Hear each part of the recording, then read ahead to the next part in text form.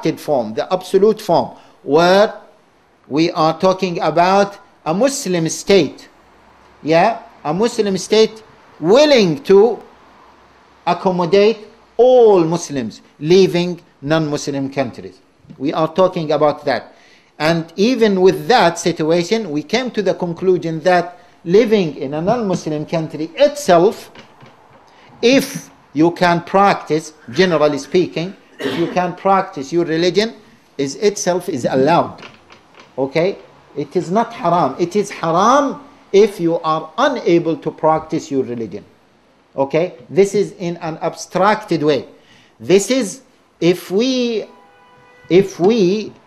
know, or this is the ruling if there is a Muslim country that can cater for all Muslims who are living on those non-Muslim countries, and they can and they want to leave them. Okay? But if you put all factors that we have mentioned, all points that we have mentioned, that first of all, there is no Muslim country that is willing to accept all Muslims, okay, leaving non-Muslim countries, and the Muslim countries now, even those Muslim countries who are considered to be the origin of so many Muslims living in European countries, even those countries, they have so many problems, and they are practicing so many non-Islamic practices, and Muslims cannot go and settle there because of so many political and social reasons and economical reasons as well. So if you put all these together, you will come up with a conclusion that it is allowed for you to live in a non-Muslim country, provided that you can practice your religion. However, as I told you before, that I noticed in the ahadith and in what the fuqaha said about impermissibility of living in non-Muslim countries, I noticed that they were talking about Darul Harb. They are not talking about Darul Kufr or Darul Ahd. They were talking about Darul Harb. Darul Harb, what does the Darul Harb mean? It means a state of war. Okay? Means it is on war with Muslim countries or with the Khilafah. Okay? In that situation, that state of war, which is in a state of war, not just a state of war, but also during the war situation with Muslim countries or with the state of Khilafah, at that time it is not allowed for you to live in that state of war, because the fuqaha could not imagine that that state of war is in a state of war with Muslim countries, and it will allow Muslims to live there peacefully. Yeah? This cannot be imagined. You are, imagine country X is in a state of war with country Y, and some people living in a state in country X who have loyalty and allegiance to country Y. Country X will not allow them to live freely at that time. Okay? That was in mind, that's what's my interpretation of what the fuqaha say. They were not imagining that there will be a situation while the Kufr country is in war with Muslims, and some Muslims can live freely, peacefully in that Kufr country. They were not imagined that because of the situation at that time. However, in the contemporary situation, the situation is totally different. Yeah? A Muslim country can be in a state of war with another non-Muslim country.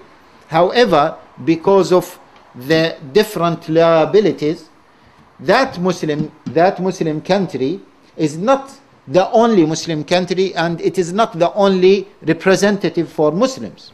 So that Muslim country might be in a state of war with a non-Muslim country, but other Muslim countries may be in a state of peace with the non-Muslim country. Is that right or not? That is the contemporary situation. So you cannot say, I belong to that Muslim country that is in a state of war with the non-Muslim country, and I don't belong to the Muslim country that is in a state of covenant or in a state of peace with the non-Muslim country.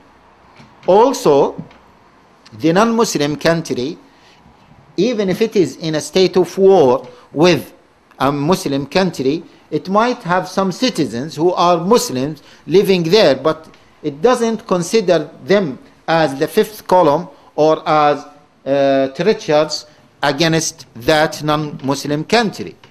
It might look at them as citizens. It doesn't look them as those who can fight against it, generally speaking. Yeah? So the situation is complex. It's not as straightforward as the situation where the fuqaha, or during which the fuqaha declared their opinions. So the situation is a bit complex. But the fuqaha were talking about a state of war and the Muslim country, and during the war, of course, the non-Muslim country, which is in a state of war with Muslims, will not allow Muslims to live peacefully and freely in it. Okay? So this is something to be mentioned. Now, before I conclude, brothers and sisters, I would like to mention a few advices for Muslims living in the UK or Muslims living in non-Muslim countries. طبعا the conclusion is, just to let me reiterate, the conclusion is, in a nutshell, generally speaking, it is allowed for a Muslim to live in a non-Muslim country provided that the Muslim is able to practice his religion. Now, the level of practicing the religion, because of time, we will not get into it. The other thing, that I also found when I was researching this topic, that if the Muslim is able to expand, Muslims are able to expand in that non-Muslim country, they are able to give da'wah, they are able to improve, then that is a criteria, or that is an indication that they are able to practice their religion. Because otherwise, how Islam is going to spread?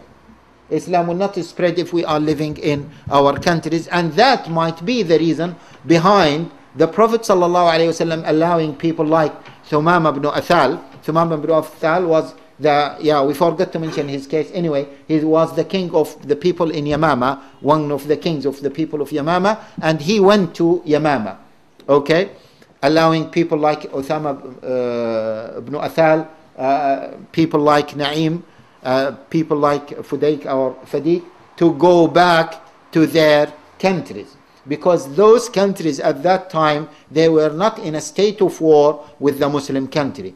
And that's why the Prophet ﷺ said, I am free from Muslims living among the kuffar, means among the kuffar while we are in a state of war with them. So if those kuffar not in a state of war, means they are not hostile against Muslims living among them, then Muslims are allowed to live among them. If the kuffar in a state of war against Muslims means that they are hostile against Muslims living among them, and Muslims living among them are unable to practice their religion, then those Muslims are not allowed to live in that state. That is the conclusion of the lecture. Now, let me just conclude by mentioning some of the important advices that I found that they are prime or key in our key in understanding the whole situation. Let me mention those advices, which, as I told you, are very, very important. The first advice is that Muslims living in Muslim countries, they should not leave those Muslim countries and come back to non-Muslim countries. It doesn't mean what we say. It doesn't mean that we are allowing Muslims to leave Muslim countries to live in non-Muslim countries. Yeah? Muslims living in Muslim countries, let them live there. We are talking about Muslims who are living in non-Muslim countries.